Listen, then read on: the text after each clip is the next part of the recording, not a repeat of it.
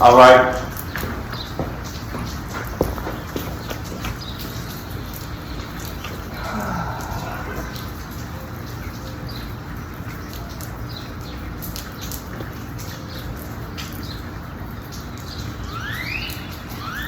I'm doing this training this morning, and it's incredibly challenging because I just had to share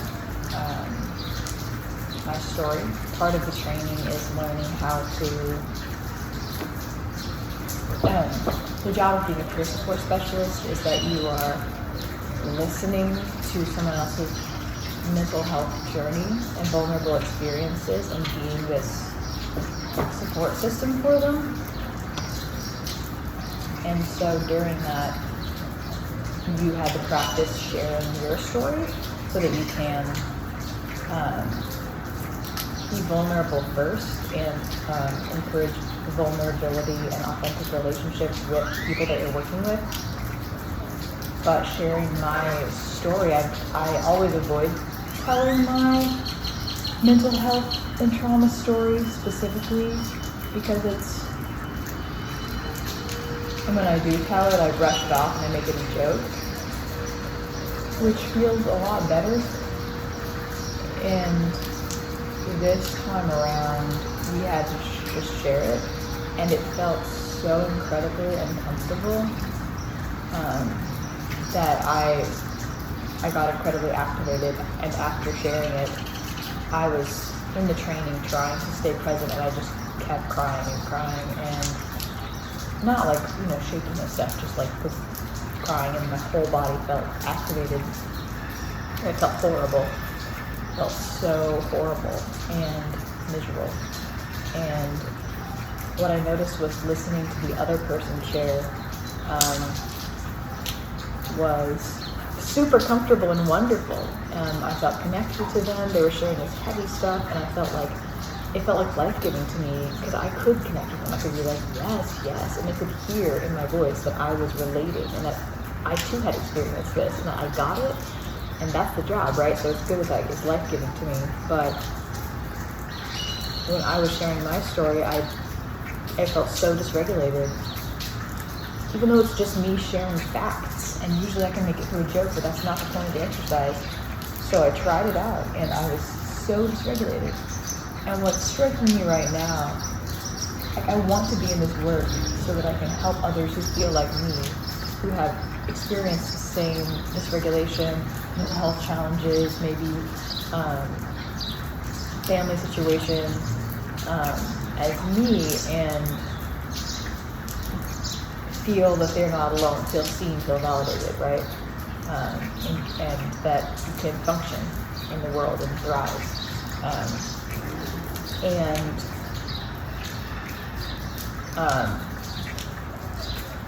Yesterday was one of my worst days. I did do this training yesterday as well, and it's a week-long thing. And during the day, I hadn't had as much time to connect with my partner as I wanted, so I was trying to make some time to call him on my break during the training, and just now realizing this is probably all connected. My outreach to him was incredibly unhinged. Like, early on in his and my relationship, I had really kept my trauma out of it. I had been like, I'm not letting this be a trauma bond. I'm not letting trauma come in and ruin my relationship, because spinning out and spiraling and panicking, when I'm like that, I can behave in very codependent, anxious ways that are just really painful for me to experience and really painful for them to experience, because what I do is I project, when I'm triggered, I go into the inner child space and I project, the parent figure, probably, onto anyone in my environment, but especially onto a partner, and I look to them for validation, and I look to them for safety, and everything that I'm doing is unfair, and it's me, it's speaking out of this terrified, wounded place, and so it's not even me. Like, my therapist and I named this entity Gregory, right? This kid that comes out of me when I feel activated and triggered, and they take over my thoughts, my voice, my body, and I can stop and choose not to engage with people when I'm in that energy, but I can't engage with people in a responsible way, or I can, but I'm basically a robot until I can get back to calming him down, calming the inner child down, and getting back to regulation. And that state is so miserable. I can't even describe it. I mean, I probably could if I tried, but it's like,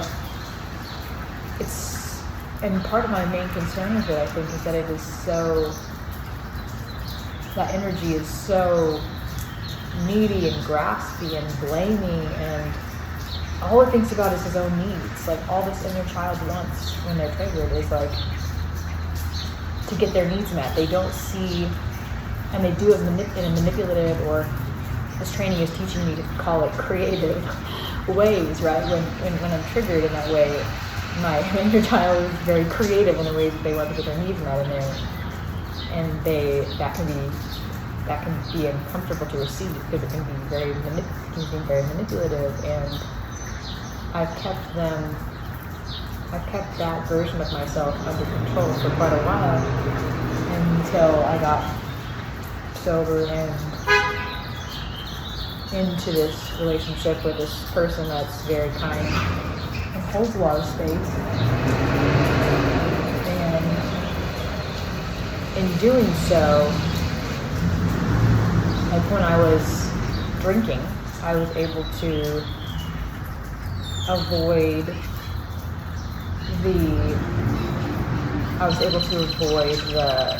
that person coming out. And when I was a workaholic, I was able to avoid that person coming out. And when I was just having sex with like a bunch of different people that I never allowed to get really, really close to me, I was able to stop that person from coming out, because they just no emotions and no vulnerability were welcome in my workplace and in my play partner relationships and in my world. And so that was easier for me. And now I'm trying to develop this close, intimate partnership, close, intimate friendships, and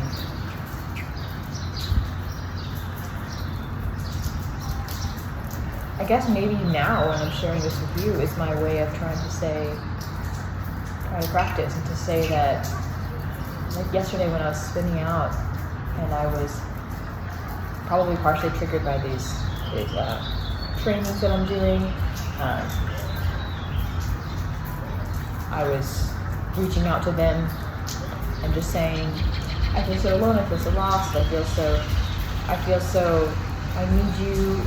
Any interaction we were having, I would feel like I said the wrong thing, and I would feel like they were going to leave me, and then I would be like, you're going to leave me, and like speaking in all of these very like needy, anxious attachment ways that they didn't cause at all. And I was being just sending a long paragraph texts about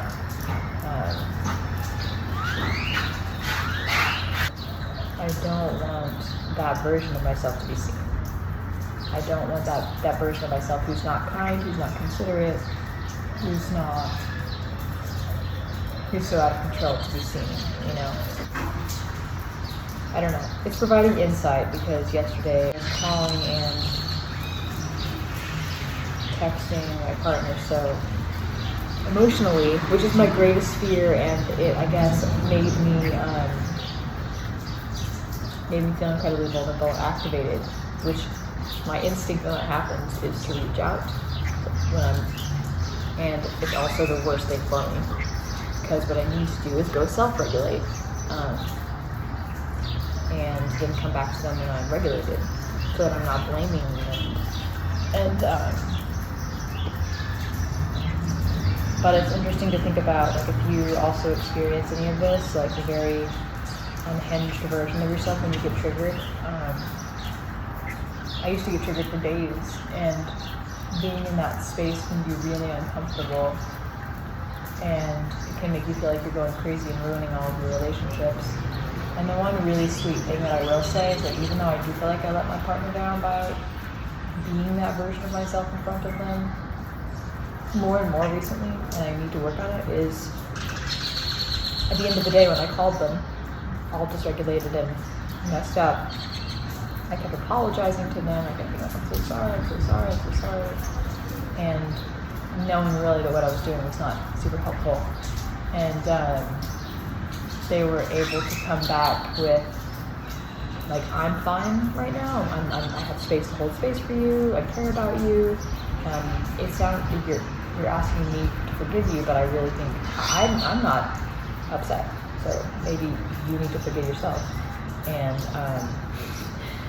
it was good because even though I felt incredibly triggered and just wanted a fix for it, I wanted it to be them. I knew it wasn't actually them, and I actually appreciated that they were reflecting back to me that I needed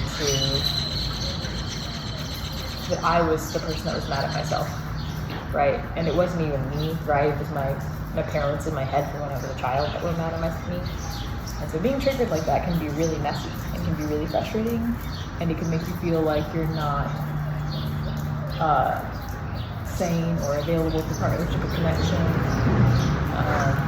But it's just a part of my experience, and it's going to be a part of the experience of the people that I support, and it is part of the experience of the people that I support. It feels cool to be able to normalize that, and it feels cool to be able to be in a group of people where even if I feel unhinged and I feel needy and confused, when I'm in that activated space, I guess maybe I'm being forced to admit that it exists, that Gregory, the activated child version of Christopher, exists, and that I'm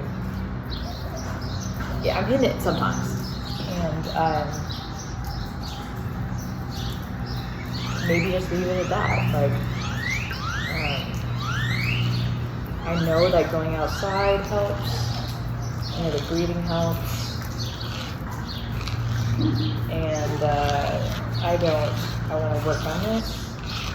And there's versions of working on it that are working on getting it more under control. I don't think that he needs to be witnessed anymore. I think that it's okay though if he is witnessed, that he gets practiced at just forgiving himself. Like my partner said, I need to forgive myself when that happens, when he comes out and takes control, and I need to remember that what Christopher needs when he gets triggered, whatever he needs, is to go color, like that's shocking on the ground right now, to color, be creative. He does like coloring, he likes movement, he likes the outdoors, walking around, never what I want to do when I'm in that space, but always like what a kid would need, right? And drawing and self-forgiveness, really.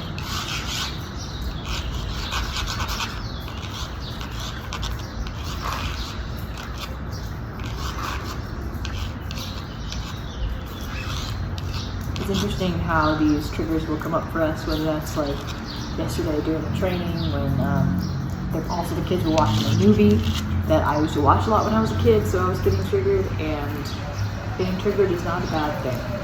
It's just something that happens sometimes, and sometimes it happens and you don't know why, and just forgiving that part of yourself that gets triggered and starts to behave in childlike ways, and learning to forgive that version of yourself and be the parent in that relationship as far as when you can, giving them tools like coloring, chalking, and still doing the adult responsible things. Being mindful, dancing, being flow, hula hooping, and taking care of your responsibilities, which we got to go back to training now. So